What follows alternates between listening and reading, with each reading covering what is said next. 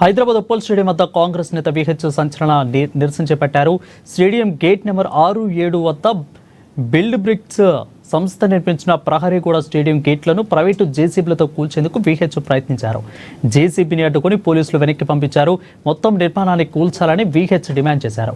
CM Revanth sports సిటీకి ప్రాధాన్యత ఇస్తుంటే ప్రైవేటు సంస్థలు అపార్ట్మెంట్లు, బిల్డింగ్లు నిర్మించుకుంటూ సీఎం రేవంత్ రెడ్డి స్పోర్ట్స్ సిటీకి అడ్డంకు కలిగిస్తున్నాయని మండిపడ్డారు.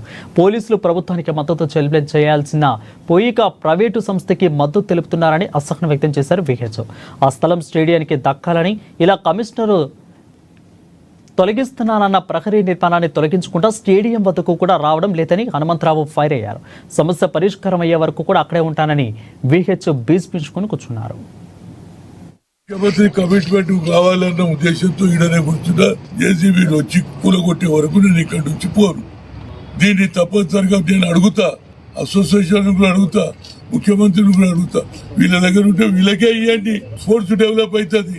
వీళ్ళ దగ్గర ఎన్ని డబ్బులు ఇచ్చినా 3 కోట్లు 4 కోట్లు నేను ఇప్పిస్తా వీళ్ళతోటి. ఇది స్పోర్ట్స్ కే కావాలనేది నా ఉద్దేశం. మా ముఖ్యమంత్రి గారు తప్పనిసరిగా దీనికి స్పోర్ట్స్ కమిట్మెంట్ ఉన్న ముఖ్యమంత్రి కాబట్టి తప్పనిసరిగా 2026 లో అథ్లెటిక్ అన్ని స్పోర్ట్స్ ఇక్కడ చేస్తా అని 100 కోట్లు కేంద్ర ప్రభుత్వాన్ని అడిగొచ్చాడు. కాబట్టి ఈ భూమి రాజీవ్ గాంధీ క్రికెట్ స్టేడియం లోపలనే రావాలి.